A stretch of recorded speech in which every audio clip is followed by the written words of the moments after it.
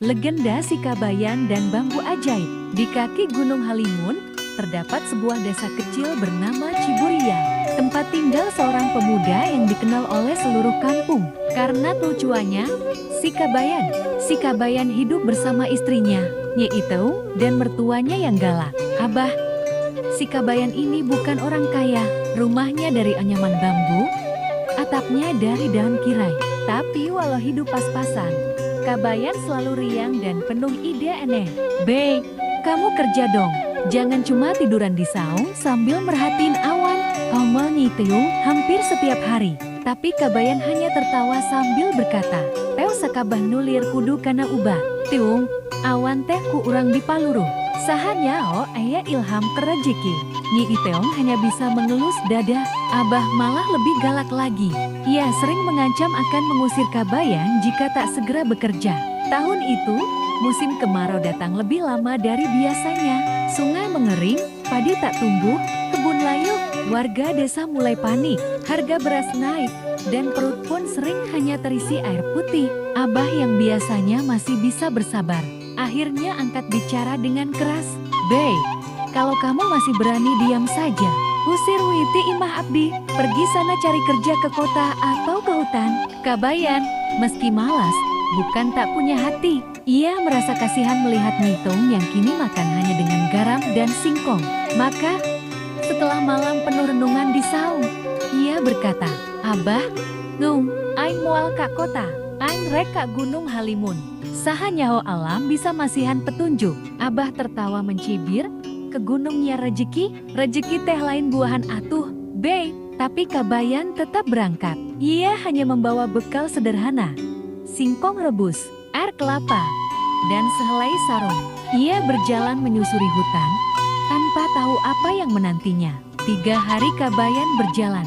Ia tidur di bawah pohon, mandi di sungai kecil, dan makan buah hutan. Sampai suatu malam, saat ia duduk di batu besar, muncul kabut tebal. Dari kabut itu muncul sosok tua berjanggut putih panjang, memakai jubah dari daun rumbia. Siapa kamu? Anak muda, tanya suara berat itu. Aing Kabayan ti Ciburia. Aing hayang nyieun rejeki, tapi lain rejeki nu loba duitna. Tapi nu bisa nyalametkeun lembur aing tina kahot. Sang kakek menatap dalam. Ia tersenyum. Karena hatimu jujur dan tak meminta untuk dirimu sendiri, aku akan memberimu ini.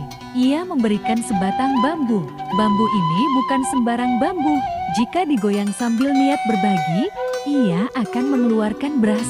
Tapi ingat, jangan serakah. Jika digunakan untuk kepentingan sendiri dan berlebihan, bencana akan datang. Kabayan berterima kasih dan pulang.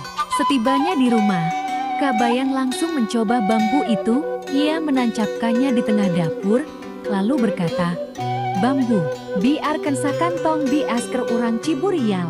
Tiba-tiba, beras putih bersih keluar dari dalam bambu, banyaknya seperti 1 karung. Nyi Iteung dan Abah tercengang. Astagfirullah, si Kabayan jati dukun Ayuna, teriak Abah. Tapi Kabayan hanya tertawa. Lain sihir, Bah, ieu rejeki ti alam. Keesokan harinya, Kabayan membagikan beras ke tetangga-tetangga yang kelaparan. Ia berkata bahwa ini bukan miliknya, tapi milik bersama. Setiap pagi, ia goyangkan bambu dan setiap warga bisa mendapat sekantong. Kampung Ciburial pun tak lagi kelaparan. Melihat beras itu bisa terus keluar, Abah mulai tergoda. Diam-diam ia menggoyang bambu itu di malam hari, dan beras dikumpulkan dalam karung. Ia menjualnya ke kota dan mendapatkan banyak uang. Si Kabayan mah bodoh. Bambu sakti itu masa dipakai cuma pikun masyarakat. Mending dijieun bisnis, pikirnya. Namun, pada malam ke-7, saat Abah menggoyangkan bambu lebih lama dari biasanya, bambu itu tak lagi mengeluarkan beras, melainkan air. Air terus keluar deras, seperti mata air pecah dari dalam bumi. Kabayan terbangun karena suara air. Ia melihat rumahnya sudah setinggi betis digenangi air. Astagfirullah. Iumah pangeling-eling. Ia mencoba menghentikan air, menutup bambu dengan kain, tapi air tetap menyembur. Tanpa pikir panjang, ia membawa bambu itu kembali ke hutan dan meletakkannya di atas batu tempat ia dulu bertemu sang penjaga. Punten, Aing geus teu bisa ngajaga amanah ieu.